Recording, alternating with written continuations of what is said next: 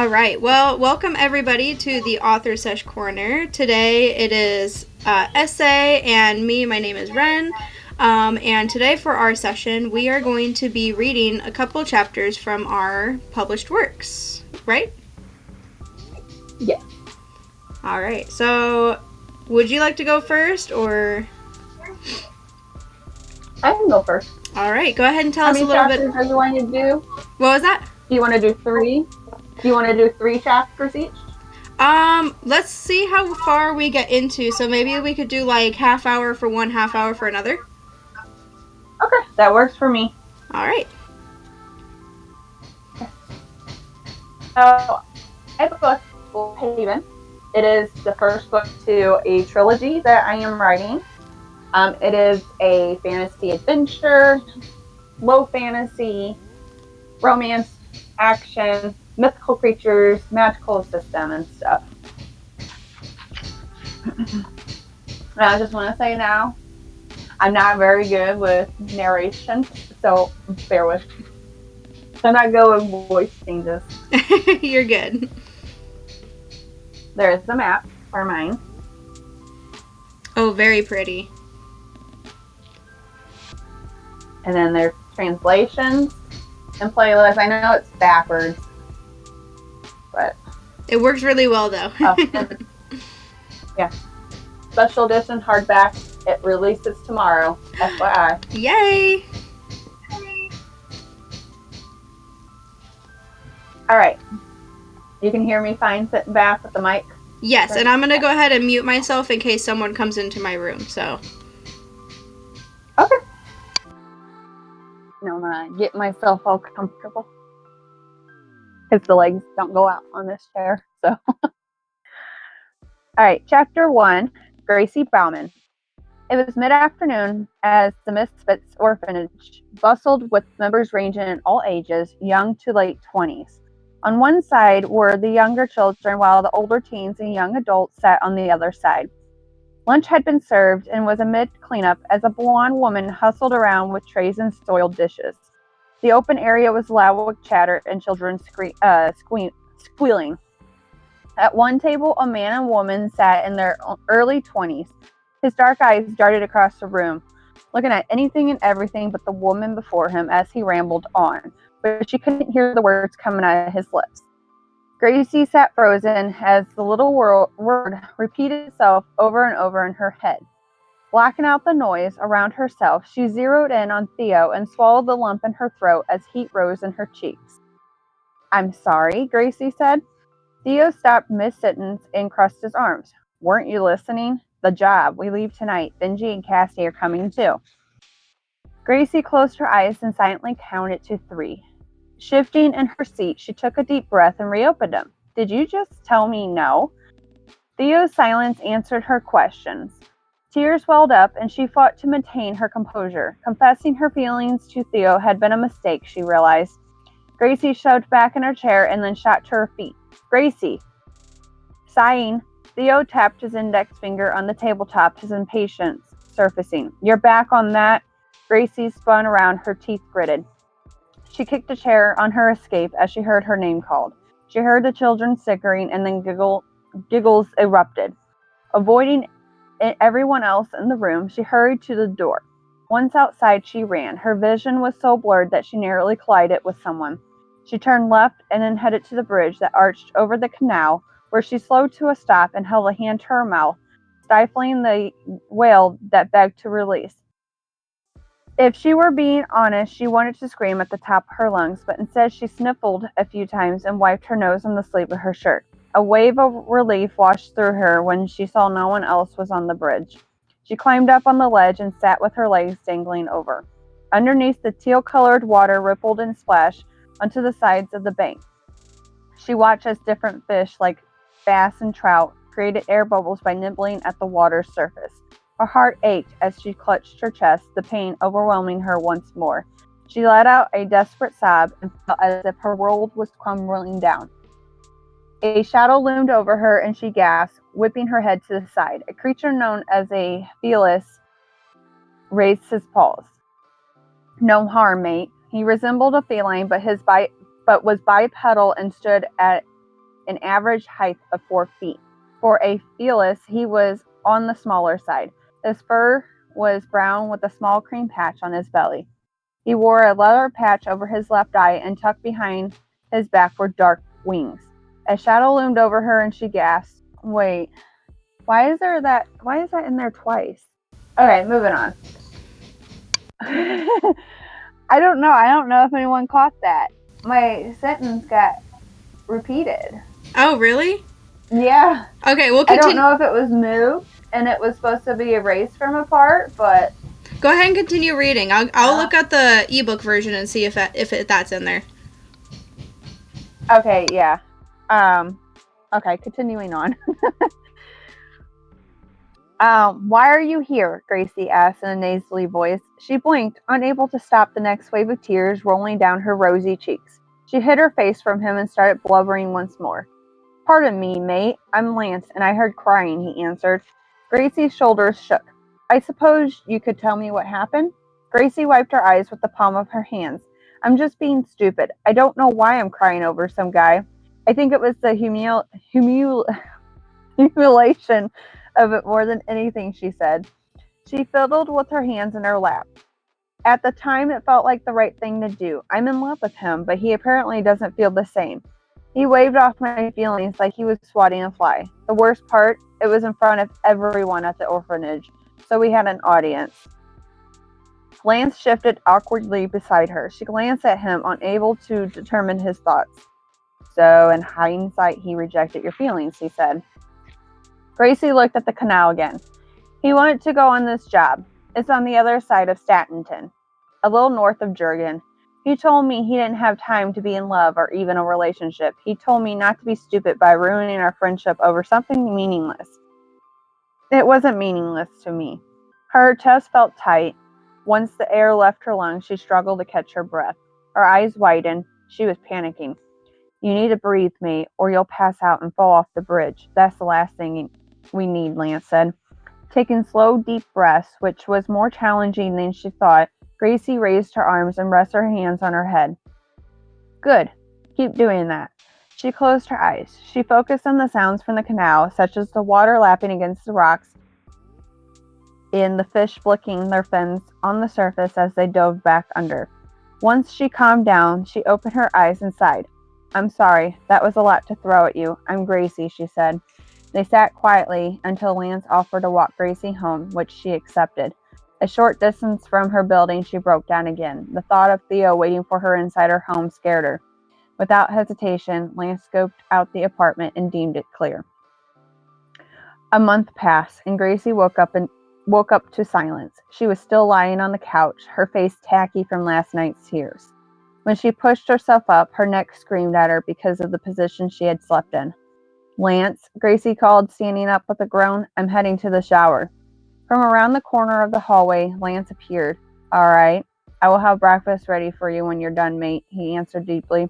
I don't trust that you'll eat while at the orphanage. I will walk you again today. Gracie rolled her eyes. That was the last thing she wanted to hear. One day, you'll let me keep you, she said in a sad sing-song as she walked to her bedroom. I'm a traveling felis. I don't fort long in one location, Lance shouted. Gracie rummaged through drawers, pulled clothing out, and then headed to the adjoining bathroom. She turned the faucet on high and threw a scent tab in to help herself relax. After stepping carefully into the tub and closing the curtains around her, she turned to the falling water as it doused her head. The overwhelming urge to cry again gnawed from within. She owed a lot to Lance. What was she even doing with her life? Gracie wondered as she combed her fingers through her dark hair. Her chest felt tight, and frustration grew as her fingers kept getting caught in the tangled knots. She wanted to be strong and not to feel like a damsel in distress.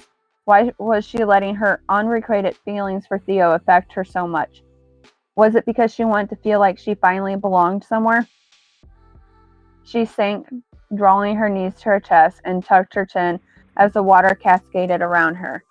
The shower turned cold, giving her goosebumps, and eventually she started shivering. Gracie, she heard from the door. It's time to come out now. When she didn't answer, the door opened. Sighing, Lance pushed aside the curtain and turned off the faucet. Up, none of this, mate. he said, grabbing a towel and chucking it at Gracie's face. Hey, Gracie yelled. She knew Lance didn't mean any harm by it. She would have done the same if the tables were turned. What did we agree on? Lance crossed his arms.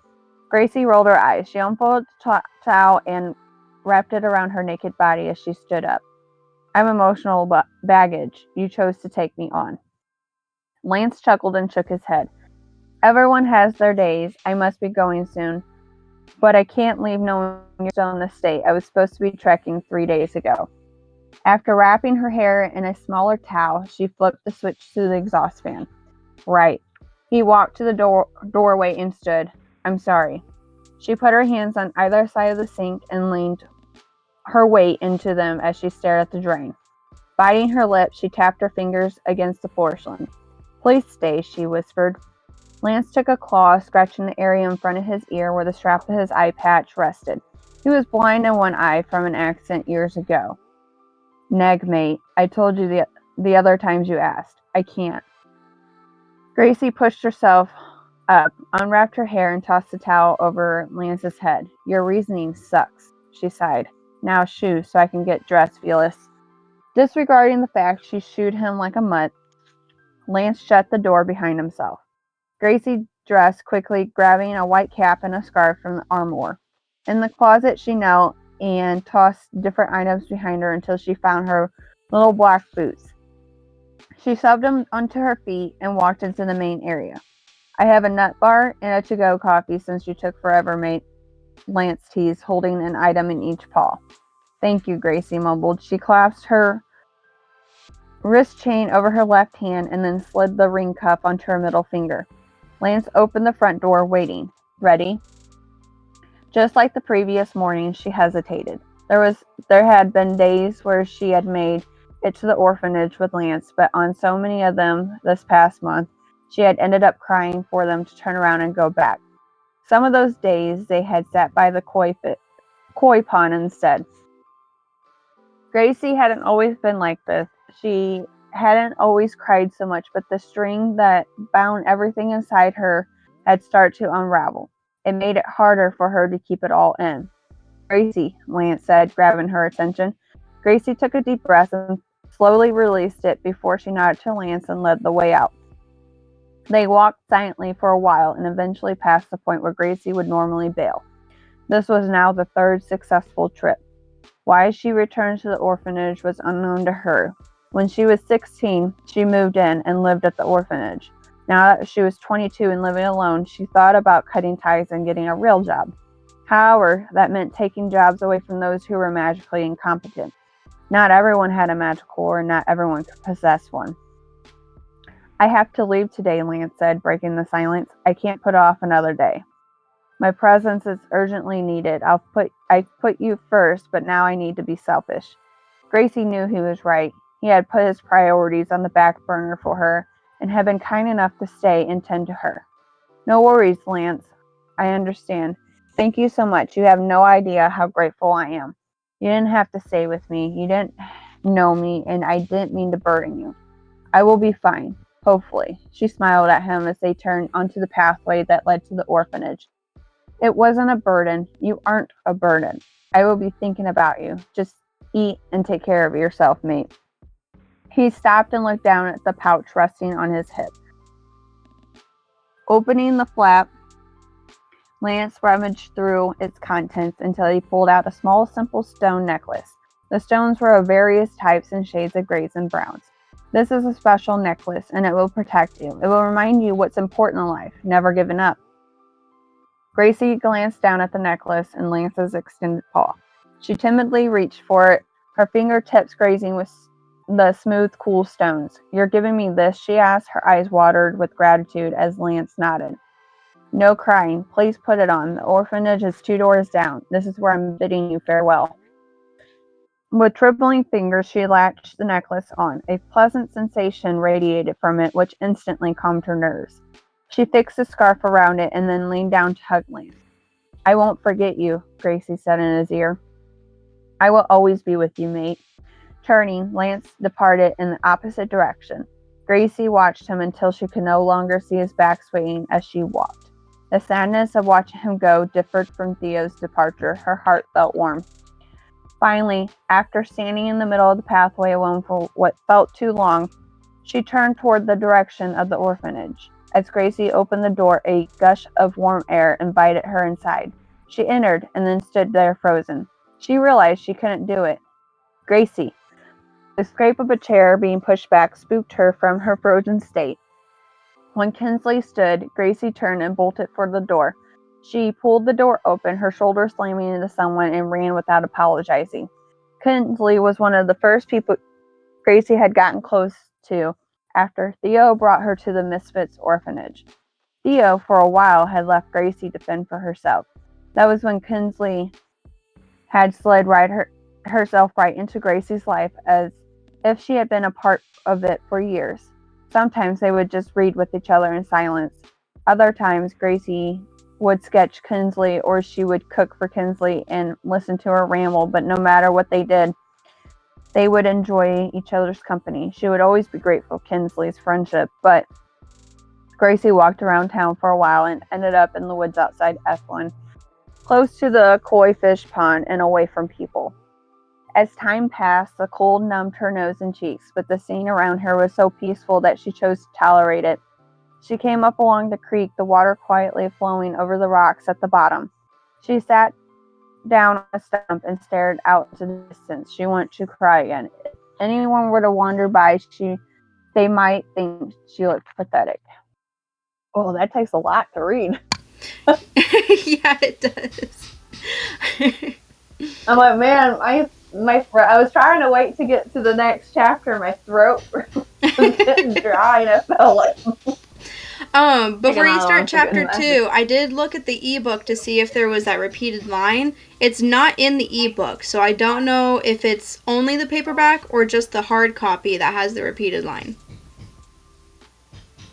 I'll check in a little bit. I mean, I can always. The hardback release is tomorrow, but I can always update it before anyone tries to buy it. Yeah. So that's a whoops. I'm glad I caught that. That's good. Wait a minute. Yeah, something just got messed up. There's images in this one, so it could have messed up somewhere, and I don't know. Something happened. Probably, yeah. Okay. Whew. Chapter 2, Sebastian Bryce. Ethlyn was a small, quaint town. Most streets were cobblestone, with different retaining stone walls lining the pathways. The canal running through Ethlyn, though, was said to be the favorite spot for the tourists. Its water was the prettiest shade of teal and so pristine that the bottom was plainly visible. But the highlight of the canal was a portion way down toward the woods where it pulled out. Shrubbery, lily pads, and cattail decorated that part. It was home to the koi fish, which were massive creatures ranging in various shades of orange, white, and black, each with different patterns. Anytime someone would toss kibbles, the koi fish would group. Those nearby would watch with great attention and later marvel over these fish. Passing the canal, now along the cobblestone streets of Ethlyn, was Sebastian. His breath rolled from his lips as white puffs of smoke, and his hands he had shoved into his coat pockets. That felt really weird to read. He couldn't wait for winter to end.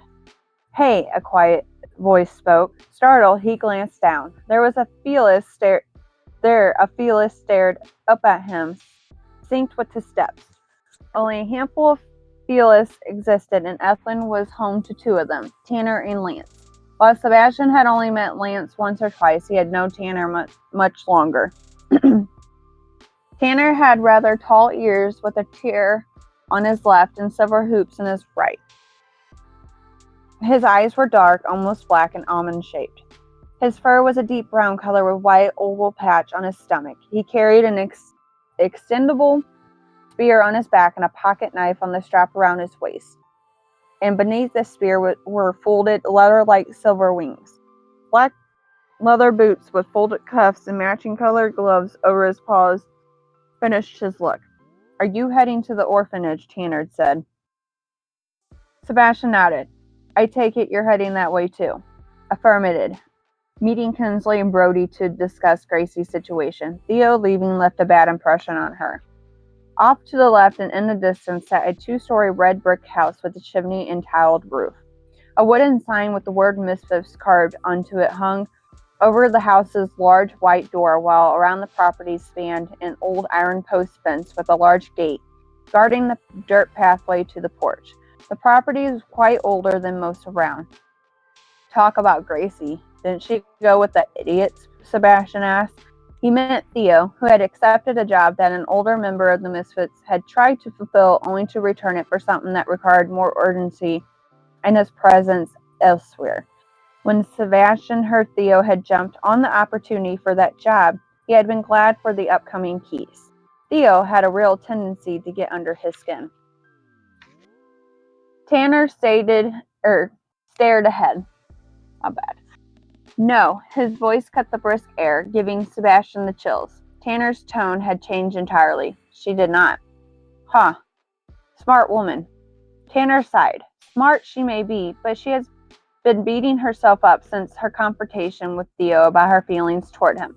She hasn't been around much in the past month and is ignoring visitors.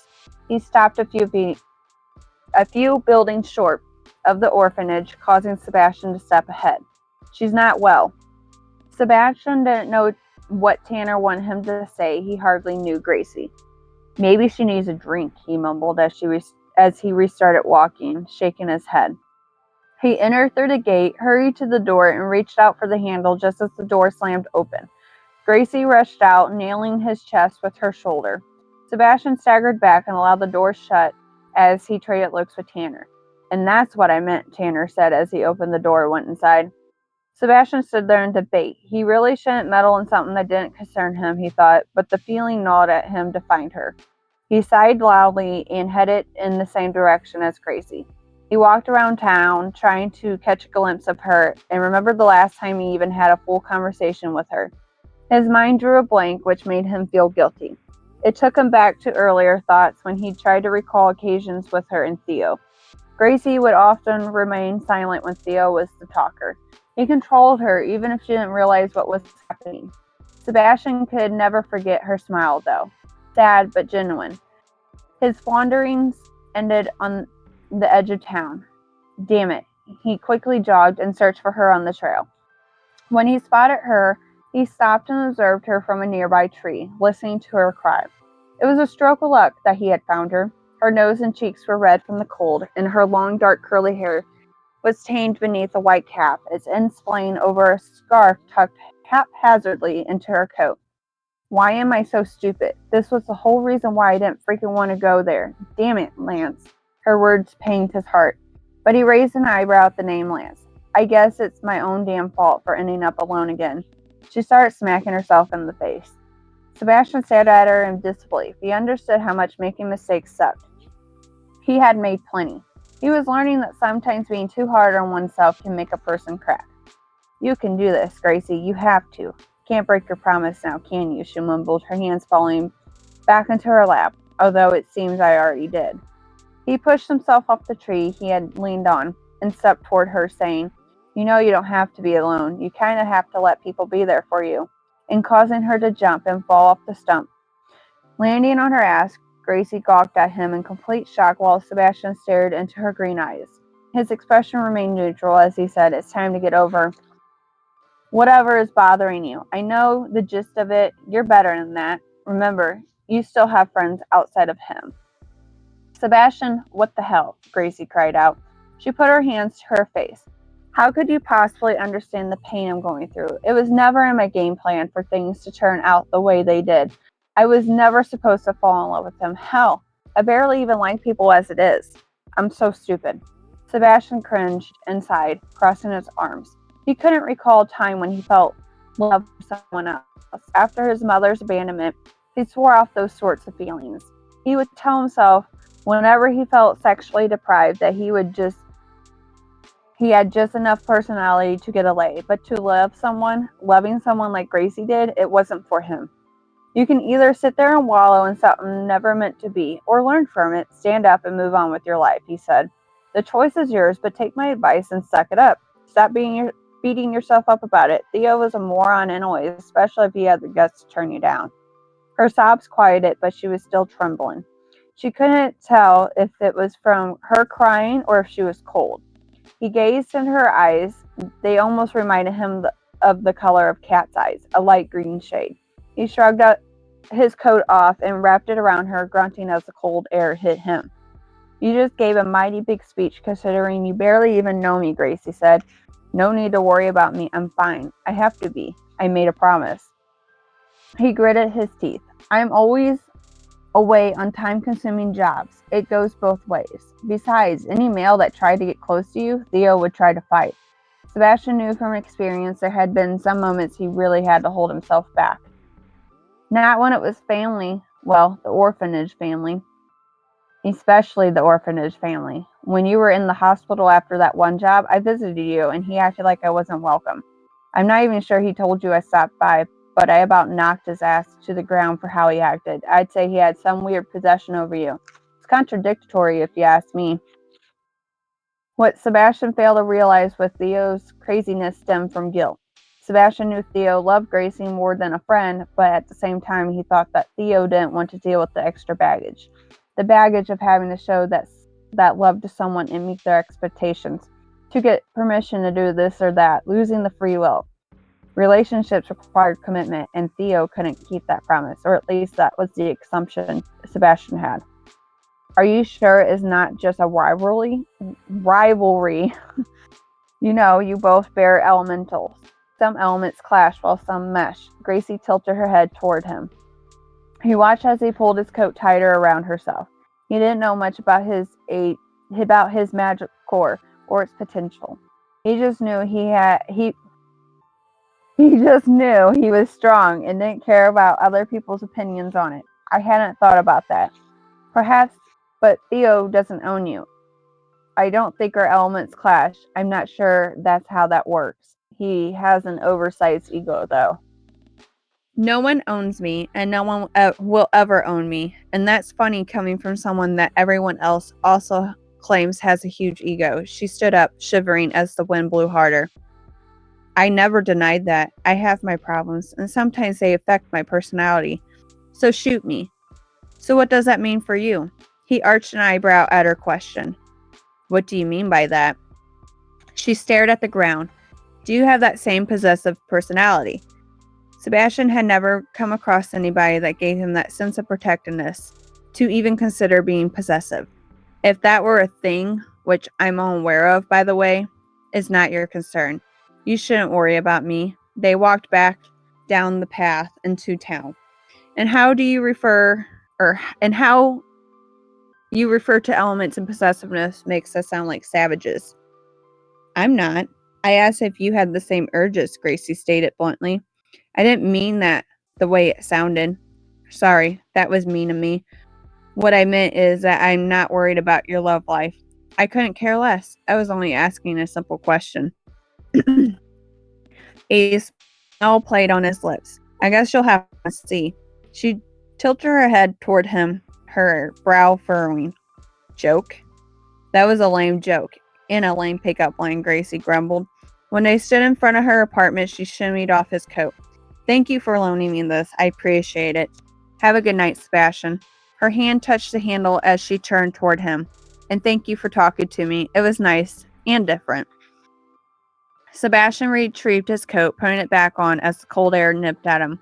A sense of accomplishment that he had never expected from cheering her up filled him. He was rather proud.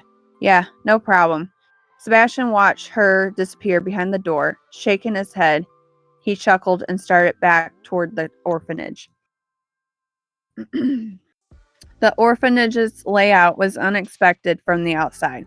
Major modifications have been made over the years to accommodate the extra people who made their way to Misfits. The main area was mostly open floor with several four-person tables scattered around. Toward the back wall and to the left was a breakfast bar with 10 stools. Behind the counter, 2 flap doors opened into a kitchen. The back right corner had a set of stairs leading up to a second floor, which housed 5 bedrooms and a bathroom, and a short hallway adjacent to the stairs led to a couple more bathrooms and a wood-burning stove. To the immediate right of the entrance was a small office room with Dunlap's name on the door. Dunlap, the orphanage's headmaster and Sebastian's father, tried to urge those over the age of 18 to find new housing, but he never forced it upon them. A gust of cold air entered the orphanage along with Sebastian. From one of the tables, Remy looked up and waved. "Hey, man," Remy said, looking rough. Sebastian moved over to where Remy was and sat in an empty spot, crossing his arms. "Kiss my ass," he said. "You haven't been yourself lately. I wasn't sure if you were going to show up." Remy stared at him, not even flinching at the suggestion. Sebastian shrugged his shoulders. "I'm fine. Just so you're aware, I'm not blind. Sometimes a little stupid on purpose, but not blind." Sebastian groaned. He had gotten plastered before leaving for his job a few weeks ago. He recalled saying his mother was a piece of shit whore and throwing a glass bottle at the wall, where he watched it shatter into pieces. It had been a stark reminder that he probably should avoid excessive alcohol, especially when dealing with past issues he couldn't get over. Theo's group went on that job that Smith and Bell gave back. Gracie stayed behind. "She hasn't been around much. I saw her earlier, but she ran out just as fast," Remy commented. Tanner's announcement earlier still lingered on Sebastian's mind. He always remembered Gracie as smiling and laughing. "How long has Theo been gone now?" Sebastian asked, curious. Professing one's feelings and being rejected was never fun.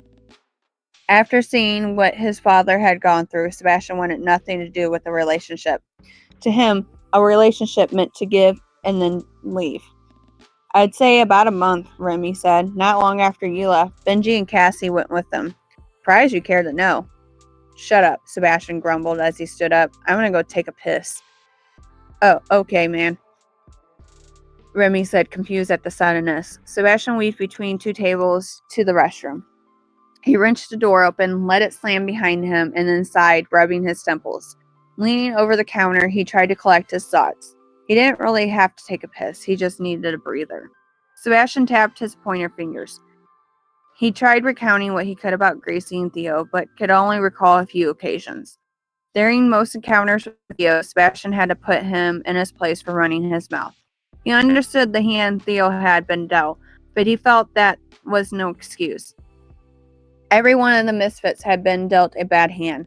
Theo was just his definition of an asshole, and Sebastian was never fond of him. He grunted as he pushed himself up and decided enough time had passed, or Remy would really start to think he was taking care of business. Once he left the bathroom, Remy was nowhere to be seen, so he headed toward the breakfast bar and sat beside a brunette smoking. "Sebastian Bryce, Sebastian, nice to present yourself and show us that you're still alive," she hiccuped as she gulped down the rest of her golden liquid in her glass. "What are you doing anyways?" Lee walked over to the duo and smiled, handing Sebastian a mug. "Jessa," he held his beer up, "needed one of these." "Did you find her?" Lee asked. Sebastian choked on his beer. "What?" he said in between coughing. "Whoa, buddy. Are you going to be okay there?" Jessa asked, slapping his mid-back while laughing. "Gracie, I saw you when she hurried out the door, and you never came in. Is she okay? I worry. She puts on that front, but everyone knows better than that." Lee frowned at him with pure worry. After copious pounds from the drunk woman beside him, Sebastian shrugged Jessa off himself. He should have seen that coming from Lee, he thought, and that him going after Gracie couldn't have gone unseen. "She's stubborn and knows what she needs to do. She's a big girl. She'll figure it out," he grumbled. "And Lee, whatever you're thinking, no." He slapped his beer mug down on the counter. "Thanks for the beer." He stood up to leave. "Please keep an eye out for her, Sebastian. That's all I ask." His eyes lowered. "Why me? I barely know her." He felt as if he had walked right into a trap. "Because she's Gracie. That doesn't need to be any more reason than that." Lee snapped as Jessa chuckled. "Lee," he sighed, running a hand through his thick blonde hair. I'll see what I can do. Maybe I'll take her on a job or something. I don't know."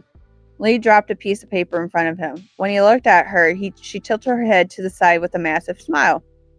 "Do this one," she said. Woo, you got through 2 chapters. Yeah, my throat's on fire. I don't know if I would have made it through the third chapter. It's Yeah. after 2 now, so. All right. Well, I think that was good anyways. If I stop the timer now, even with the pauses that we had, it was a good 33 minutes. Nice. Yeah. All right. I'm just going to boop and then I heard Maeve wake up, so I'm not gonna go get the physical book upstairs, but I'll do the same. I'll follow on my Kindle. yeah, you're good. All right. So the book that I'm reading is Falling Forward. I do not have a hardback version. I only have a paperback version for now. But this one will have trigger warnings. So yes, I have the trigger warnings under the important note from the author section. So right now we're in part 1 where the season is summer. Quick question. Yes. For some reason, my bottom bar is not moving over. How many over from left to right is the mic? What do you mean? Oh, wait. Oh, okay. You're good. Okay. So chapter 1 is from Chase's perspective. This is from 2 main characters, so I will state when it's a new character. Each chapter is stating which character, like which perspective from which character. So chapter 1 starts with Chase's perspective. It was a cool summer evening, the perfect time for the temperature to start falling to tolerably warm air. After a long day, the sun would finally clock off from its day shift as the moon would check in for the night, but at this time it wouldn't happen until close to midnight. The trees were full of life, almost as if they were given water from the fountain of youth. I could never understand why they were like that, but in my mind, I would always think that if they were so full of this elixir, why don't they just uproot themselves and start walking around? The sky on its own was magnificent. When the sun came up, it was painted with a rich pink and orange scenery, giving love and happiness to those who still lay in their beds. I would imagine that they would wake up feeling joyful, loved, and so energetic. Can't help but be hyperactive and ready for their day of work or whatever their proclivities were. The sky would then gradient to bright blue, shining off of the oceans from afar, like a reflection of what it was. It would take in the memories of this world and show them how to use the sun and the sky. Of course, when night came, the magic began. Where I grew up, the fireflies would glow so brightly in the summer night, flying around with no care in the world. The sky would be so bright and full of stars. There weren't many buildings in the countryside, so I was able to see the Milky Way almost every night if I sat and watched. During those long nights, I used to sit on my back porch at home with my little brother, showing him my favorite stars and telling him the knowledge I obtained from my school years about space. I wasn't much of a scholar, but the topic grew interesting to me when I thought about it. He would just sit there and listen to my ramblings, trying to understand with his adolescent brain. Those were the days back in high school. No worries, but the schoolwork and passing classes. Almost all of it was easy going for me, and I graduated with flying colors. I was always told by my family that I should become a scientist or doctor, but that wasn't something that I had my goals set on. After working long days at small jobs for a few years, I packed a few things with me, like my clothes and my guitar, and left a note for my little brother and aunt that I was leaving that same night. I don't think they were amazed, since all I ever talked about was leaving home, but they might have been upset that I left without saying my goodbyes. My brother watched me leave, but not with tears, just a smile. It made me glad to see his smile, knowing that I was leaving him only for a short time. He knew that I was leaving for him, to pay for the medicine he needs, and I couldn't do it here. I carried my instrument and suitcase with me as I walked to the airport. I had previously bought the ticket the week before so that I could get a decent seat. I remember that night so perfectly on that plane. It only took a few hours to get to New York City, but those were the best hours I have ever experienced. The plane for New York City will be taking off in 10 minutes. Please secure your luggage and find your seats. Make sure all suitcases are in the overhead, and please be patient. The plane pilot said through the intercom. I found my seat reading my ticket constantly to find the number. Seat 7B was lucky for me since I was born on the 7th of October, but it was also nice that it was next to the window. My ears buzzed with the sounds of the crowd of people trying to find their spots. There was laughing behind me in the back from a middle-aged couple who spoke about how this was their first time going to New York. Truthfully, it was my first time going too. Then, some crying happened for a small child. She looked about 5 years old and she announced that she was scared of flying. Her mother tried to calm her down with some candy, then tried a small juice box, but nothing could stop the little one's tears. I couldn't help but smile and take out the $10 I had left in my back pocket, and leave my seat to find the little girl. When I saw her tears, I knelt to her eye level as her watery eyes looked at me with curiosity. "Hey there, I see you're scared of flying," I said. The small child nodded her head, looking me straight in the eyes. "Well, I'm a little scared too. Don't worry though, nothing bad will happen. Planes are built to withstand and last longer than cars and other mobiles. Once you reach New York, you can ask your mom to take you to a little store and buy yourself a treat. Here's $10 to do so if you want." When I handed her the folded up green paper with the 10 on it, her eyes lit up instantly and she smiled widely as her tears dried up. "Thank you. Can we go, Mommy? Can we, please?" she begged. The mother nodded at her child and quietly thanked me. "It was no problem. I have a little brother at home, so I know how it can be. Have a nice flight and I hope you enjoy the city," I spoke. Leaving the happy two, I sat back in my seat next to the window and gave another sigh. We had about 2 minutes left until the plane took off, and I was dreading the moment of being so lost in this large city. To calm me down, I asked for a coffee and some peanuts from the flight attendant, who came back a few seconds later with the food. I took a few sips, noting the instant grinding taste of the non-brewed beverage, and patiently waited for the plane to finally take off. "Excuse me," a gentle voice said. I turned my head to see a blonde woman looking at me with an exhausted face. It looked like she had been in a hurry, most likely to catch the flight. "Is this seat 7A? "Yeah. Is this empty seat yours?" I asked. She nodded her head and sighed as she sat in the seat next to me. I couldn't help but feel odd around her, almost like her presence just slapped me in the face with a plate. Her beauty was overwhelming. She had medium, long, glistening golden hair, a slight mess in her ponytail from what I still assumed was poor timing, a thin light blue tank top with cross straps that straddled her torso, exposing delicately smooth shoulders, gently red from an oncoming sunburn. Denim shorts stopping mid-thigh were tightly worn. Her style was finished with white sandals that crossed up to the bottom of her ankle with a little silver buckle. I was almost taken aback by her style, noticing that it wasn't complemented by any expensive jewelry like most women her caliber would wear. "Sorry about that. I was just in a hurry to catch this plane. I didn't mean to intrude your thinking," she smiled. "You seemed pretty deep in thought." "No, it's all right, really. I guess traffic started getting bad." Oh, well, he says that in the question, so. That was normal around this time near the airport. "Oh, it was absolutely the worst thing ever. If I had missed this flight, I wouldn't have been able to leave at all. I must get away from here. Oh, look, the plane is starting to take off." The blonde girl hadn't put on her seatbelt when the light came on a few seconds earlier, but she showed no fear as she pressed her face against the window.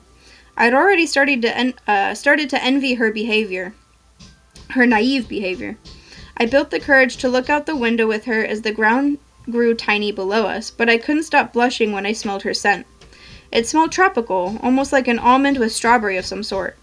The redness on my face grew hotter when I felt her head turn slightly to look at me. Her eyes were deep, like the oceans I've seen on television.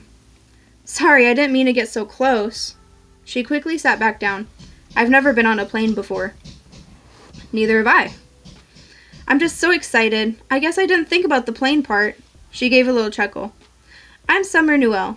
It's a pleasure to meet you." "My name is Chase. It's nice to meet you too." Somehow, a warm feeling came through my body, almost as if I was back on the porch with my brother and friends. The difference was that there was no complaining about this warmth. Her smile was what brought it to be, causing my lips to curve as well. I had to roll my eyes to look around, noticing the people were starting to unbuckle, hiding my face from this woman. So what city did you come from?" Summer asked as I thought. "Oh, I grew up in Andale, and what about you?" "Well, I wasn't born and raised here, but I lived in Salina for the last 5 years. I'm so glad to be moving away from there. I've heard that Andale is a small city. Why are you going to New York of all places? She questioned. People who asked or spoke a lot hadn't bothered me much, since my brother had the same habit when he got excited. Life was pretty lonely, and a lot of people were scared of me. Not just because I was an atheist or because of my dark and secret yet passionate personality. It was because they considered me to be a gothic and dangerous man who would most likely murder someone. I didn't have many friends in my life like I would have wanted, but the few that I did have are what helped me keep going. Andale may be a small city with over 900 people, but I guess I've always adored large cities, especially New York. I thought that the city life would suit my personality more than the country life, I exclaimed. So I assume that your outfit doesn't just hide a nice personality? Her question had caught me off guard. In all my years so far, I don't think anyone has ever asked that of me. Only people that I was close with knew how nice I was. But this woman, it almost felt like she could see right through the dark mask. Thinking this, I let out a small laugh, then sighed as I looked at her. Pause. Okay, you good? Got it. I don't know what happened here. My computer went kind of nuts. Oh, you're okay. Her question had caught me off guard. In all my years so far, I don't think anyone has ever asked that of me. Only people that I was close with knew how nice I was, but this woman, it almost felt like she could see right through the dark mask. Thinking this, I let out a small laugh, then sighed as I looked at her. She must have mentioned my outfit because of the way I purposefully dress. Most of my clothes were dark or referencing my favorite rock bands. Today, I wore a black t-shirt showing the tattoos that decorated my arms. The jeans I wore were dark blue, scuffed and ripped. My Vans were loosely tied, the laces dirty from my lack of taking care of them. Moreover, I had a few piercings to show off, both my ears, a lip ring, and a nose ring. I'll probably be the worst person you ever met. I only joked lightly. Based on how she dressed, it might have been true. Again, she surprised me with her remark. I see. It's the same with me, she said. Summer laid back in her seat and yawned. We didn't say another word as the hour went by. I grabbed my phone, stuck my earbuds in, and played the music that I previously downloaded just for this occasion. After some time, I could see a motion moving in the corner of my eye. Glancing over, I watched as Summer was working with a pencil and a blank sketchbook. I couldn't make out the image, but could tell she seemed experienced. Summer quickly noticed my attention and stopped.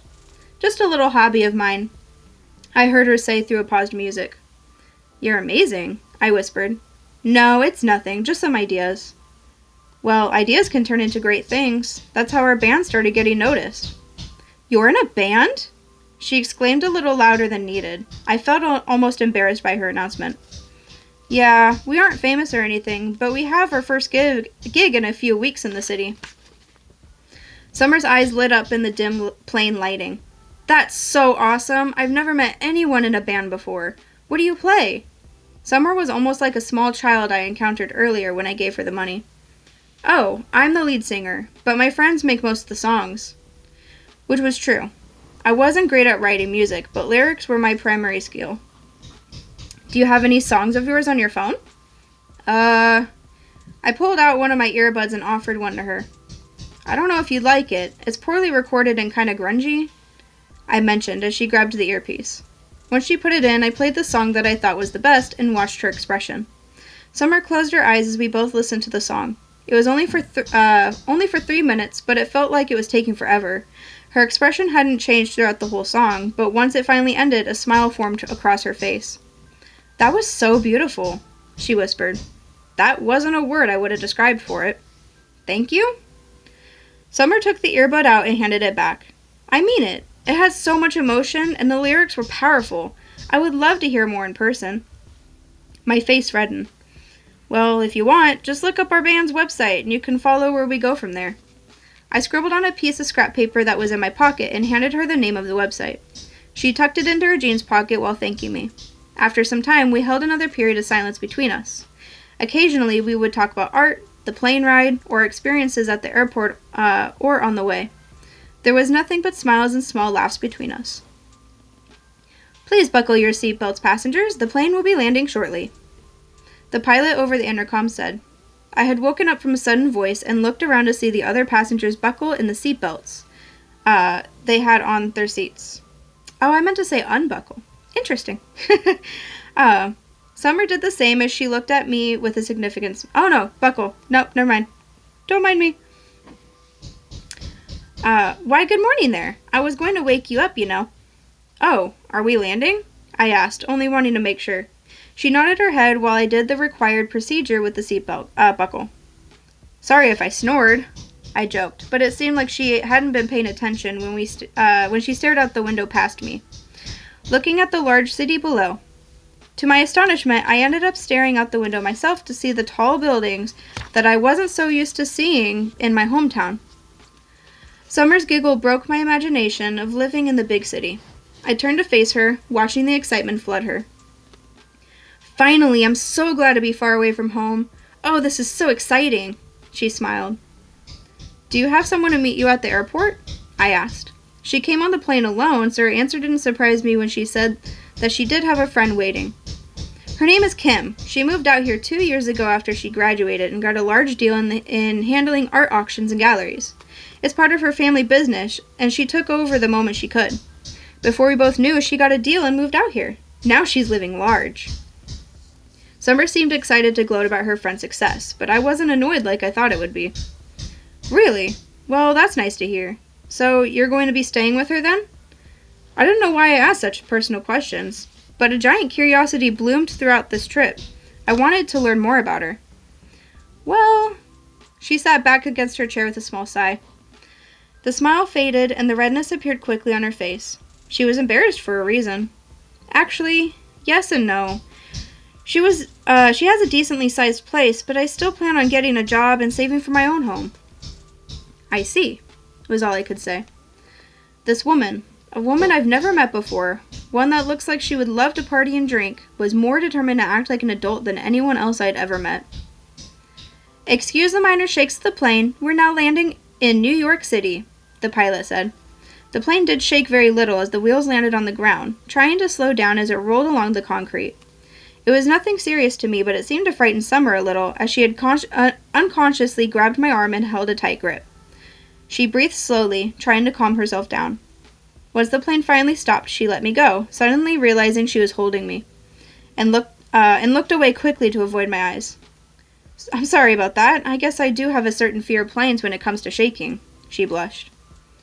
It's all right. You're just a little scared. I was too, but not so much, I smiled. You may now unbuckle your seatbelts. Please leave in an orderly fashion, and don't forget to grab your items from inside the airport. Thank you for choosing our airlines, and have a nice day, the pilot announced. Everyone then stood up and began to leave the plane, but Summer and I stayed seated. I would have guessed we both had the same intention to wait for the crowd to disperse a bit more. Once the lines thinned, we stood up, and I followed her off the plane into the airport, where, just in front of us, everyone's items were being dropped off. I stood by her and walked with her in silence towards the exit of the building where a dark-skinned woman squealed with excitement as she wrapped her thin arms around Summer's neck. Oh, Summer, I've missed you so much, darling, she laughed. Kim, I've missed you too. Summer held her, but couldn't match her friend's strength. When they stepped away from each other, Summer's elegant eyes flicked to look directly into mine. I couldn't see what she was thinking like I could with most people, and I didn't know what she was feeling. What was in her eyes was a mystery. Thank you again, Chase. Oh! Summer quickly ran up to me, handing me a small printed card. There is an art auction happening in a few weeks. This card will be your ticket if you want to go. I'll be there. Of course, I'd love to. I took the card with no hesitation before she quickly scurried back to her friend. Before we parted, she stopped to turn and slowly waved it to me.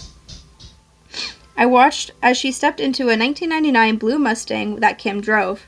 It wasn't my favorite kind of car, but an excellent color that could have changed my mind about having one someday. It almost felt like I wanted her to turn her head to look at me again, but she didn't as the car drove away. I hailed a cab to drive me to the closest coffee house where I could ask my friend to meet me. Even though I tried my best to think about how I would start my life here, my mind could only think about Summer. I wondered where she was, what she was doing, and how she felt. I looked at the card, reading the gallery's name, address, and contact information. Turning it over, I saw some handwritten numbers. Heat went through my face, and I realized something that I never would have thought of. She gave me her number. Alright, so chapter 2 is still Chase's perspective. We're not in Summer's perspective yet, so I will go ahead and just continue. Good morning, America. Do you know what time it is? It's time for some easy music to start your Saturday. Please welcome the classic of all classics, Dream On by Aerosmith. My radio alarm started. I had set it last night to 9 in the morning to make it to the band practice that we had today. It's been 3 weeks since I've been in New York City, and so far I haven't regretted a bit of it. I was finally able to get my apartment in a cheap neighborhood, but it was worth it for $1,200 a month. Plus, with the gigs that the band and I have been having and my part-time job as a barista in a small cafe, I've been able to save more money than I would have back home. Sitting up in bed, the hangover finally hit me. We had a drinking party last night from our third accomplished gig, which is the only thing I regret doing. It was my third time drinking here in New York, and most likely not my last. Slumping, I slowly made a cup of black coffee and took an Advil. It was a way that helped me wake up at what I consider to be my breakfast until noon. By then, we would be tuning our instruments while working on more sheets. With today being my off day, it was the perfect time for us to practice for 2 or 3 hours. After I finished my coffee, I hopped into the semi-hot shower, where I washed the bar stench off me. The whole time, I thought about her. During these 3 weeks, I couldn't get Summer out of my mind. It was almost as if I was trying to psychologically get a slight clue of who she was, why she came here, and why she wanted to leave her home so badly. She was such a strange character and hard to judge. On top of that, she was like a model. When I mentioned her to the guys, they started to make remarks saying things like, "Too good to be true," or "You must have had a really good dream when you slept on that plane." Wrapping the towel around my waist, I stared at the fogged mirror, wondering about the exact reflection I stared at each time I was in this room. I need a haircut, which would probably be a thought, but I haven't followed that action since coming here. It's already grown long enough for me to start using a comb when styling it. My eyes then trailed to the shadow forming on my face. Its skin hasn't met a razor in about 4 days, and the stubble has gone from rough to soft. I'll save this task for later. "Dude, what's on your mind? You seem zoned out," Ryder asked. I stared down at my nearly empty coffee cup, the third one today. It took me a second to think of an excuse for my random thoughts. "I guess I've just been a little homesick. I miss watching the stars at night back on my front porch with my little brother." Which was only slightly true. The stars would shine brighter than any artificial light ever could, and it was so relaxing to wonder what was out there. However, the whole truth was how my mind thought about the card with the handwritten numbers on the back of it still in my jeans pocket. "Don't worry, man. Once we hit the big stage, you'll be able to see the little guy often." Dominic laughed. He took a large mouthful of coffee and swallowed loudly. He was known to be a little on the impolite side when it came to manners at the table. Dominic, aged 22, was the drummer of the band. He was very outgoing and always had his way of making us laugh when we just felt so angry or sad. His long brown hair matched his tan skin and his tall, twig-like body. A lot of girls liked him back home. He was reckless and adventurous, the best part of a man a girl could ask for. Then there's Ryder, of course. He was older, about 25. He was the brains and the bass guitarist in the group. He let his hair flow when it wanted, even though it was too short to really flow. He was one of those laid-back guys who just sat quietly and smoked a cigarette while listening to the radio or letting people figure out their ordeals. But he was also very dependable. Whenever we needed him most, he was there. Ryder wasn't much of a relationship kind of guy, but he always told us he's just waiting for the right woman to come along. Of course, our main guitarist was always late. Richie was 23 years old and wrote most of our music. He was the one who came up with the idea of starting a band when he first heard me sing. We were driving down a long strip of road, and an old tune came onto the radio. That was all it wrote. Richie later introduced Ryder, a childhood friend of his, and I brought in Dominic, my old high school pal.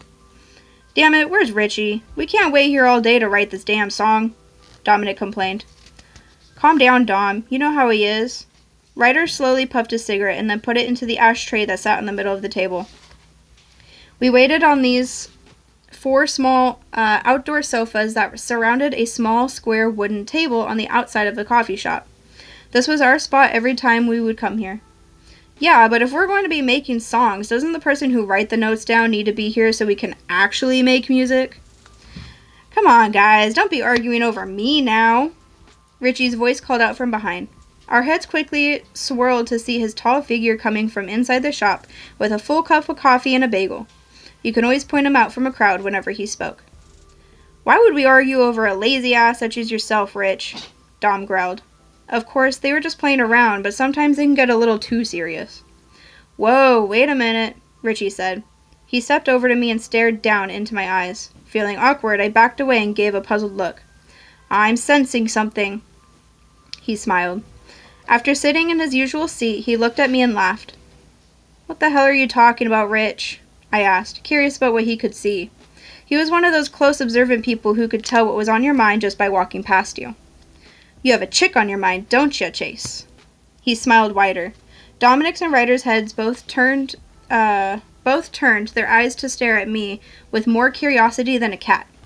I tried to play it off, but they knew when I was lying by how I would stutter and stumble over my words. All right, fine, so what? It's nothing special. Those words didn't feel right when I said them. The card felt special to me. So, our little boy is growing up, is he?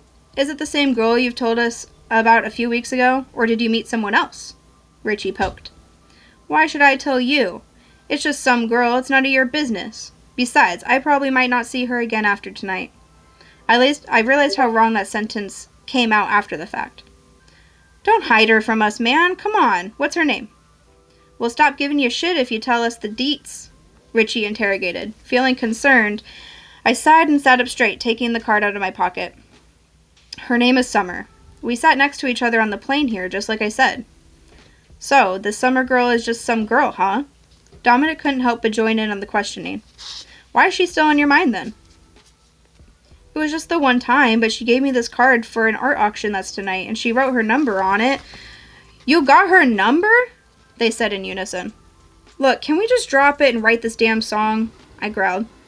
The song can wait. Our nerves are kicking to know about her. Our Chase has a girl in his mind, and we must know. Ryder cheered as he drank his coffee and laughed. I stared down at my coffee cup, still empty. Yeah, I guess, but what would she see in someone like me? I mean, she seemed well-rounded, smart. I trailed off. What about the gallery? Are you going to go? Richie asked. My eyes looked down at the card in my hand. My eyes examined every detail like they've done since first receiving it, looking for any type of sign that I should deny the reality of what happened. My fingers could feel the indents of the numbers where she wrote them in ink. I don't know. I don't think I have anything to wear. Well, that's an easy solution, Dominic chimed. What do you mean? Duh. We go get you one. Dominic snarked. I quickly jumped out of my spot with my hands in front of me in defense. Oh no, really, I mean, we don't need to do that. I tried to take some steps back, but bumped into an empty table set behind me. All three men stood up, placing their cups on the table, and came my way. Soon, I found myself in a taxi on the way to who knows where. The air was humid and the sky was growing dark, but the suit felt just right. The tailor made it with a thin fabric that helped to keep me calm. However, I still couldn't help but sweat when I thought about attending such a sophisticated event. Why would she invite me to a gallery? I stood in line by the entrance doors of the building. With how many windows surrounded the walls, the building must have been 80% glass. The doors themselves were made of freshly cleaned glass, with long metal handles held open by a security guard. He was checking to make sure that the patrons had their tickets before entering. Looking around, I felt even more out of place. Those who were attending wore expensive outfits. The women, especially, were dolled up with high heels and makeup and were accompanied by a well-dressed man whom they clung to. The majority of this crowd had to be mostly middle-aged, with just some young or elderly couples. It seemed as if everyone had a partner they were coming with. I was flying solo. Once I finally made my way to the guard, I held out the ticket, unwilling to give it to him due to the number written on the other side. His piercing eyes judged me from head to toe.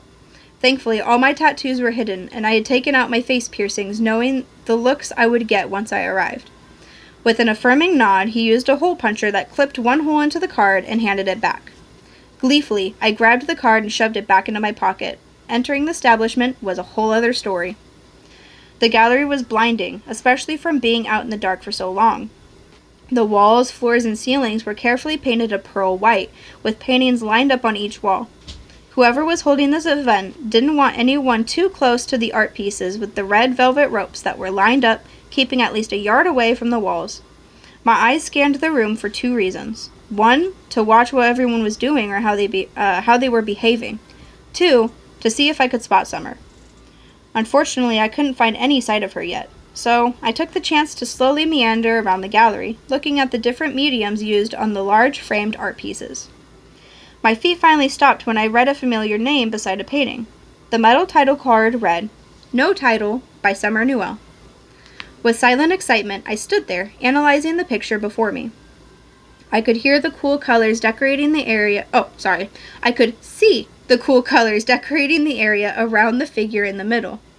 The painted person looked like it was floating, falling, or drowning in what seemed like a sea or blue sky. "What do you think?" A voice startled me. Trying to hide my jolt, I looked down to see a familiar woman. Unfortunately, it wasn't the one I was hoping for. "Oh, I think it's..." I looked back up at the painting, think of how I should answer. "Curious." "Curious?" She giggled. "That's a new one. Why do you think that it's curious?" "I don't know. The cool colors would normally give off a sad or even depressed tone, but the figure itself doesn't have that expression. They almost look like they have a small smile or maybe look questioning while in that space.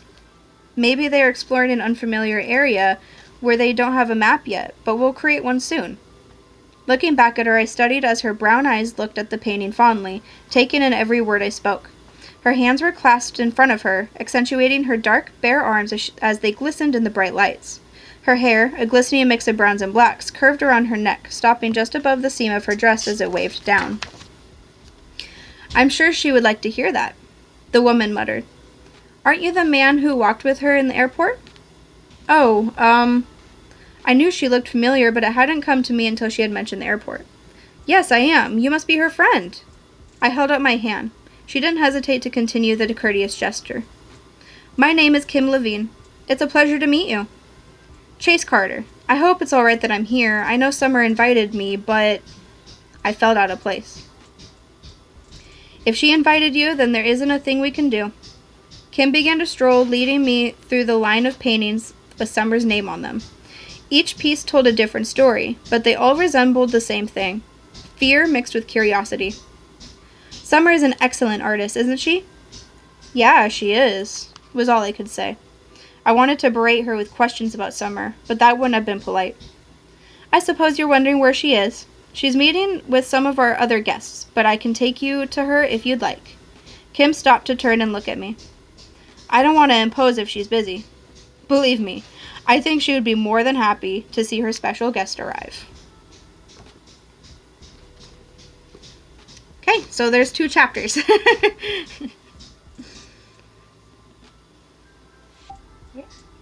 I didn't get to follow along because I guess when I read originally on my phone, it was on KU, and I don't know what was going on. Oh, it's okay. So I listened and had to go in between my cameras because it seems my other 2 were running wild upstairs, and Wyatt wouldn't quit sending my cameras off. Oh, fun. Well, I enjoyed doing that. Reading the 2 to 3 chapters, that was pretty good.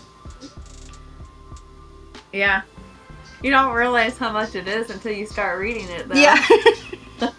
My mouth was going so dry, and I did not bring water. Yeah, it sucks, doesn't it? Yes. That's what I'm like, maybe we should just stick with 2, because some of my chapters can get really long, so I'm like... Yeah. Oh, no. I have to, like, get mints or something for the next time we read. Oh, I haven't thought about doing that. Or something. Yeah. All right. Well, that was us reading 2 chapters of each of our published works. So, I mean, I don't know if this is our first time doing this. I don't know if we wanted to, like, make any comments on each other's chapters or just kind of leave it at that, or...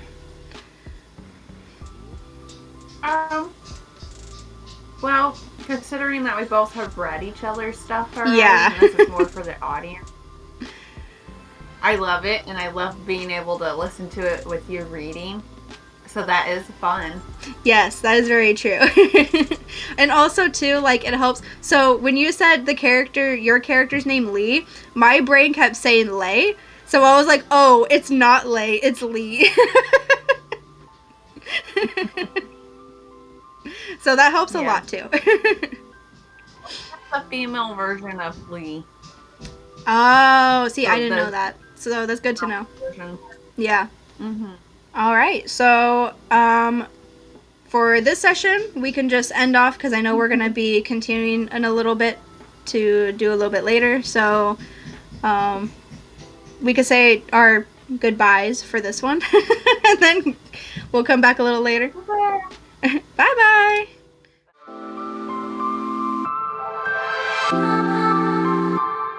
Bye.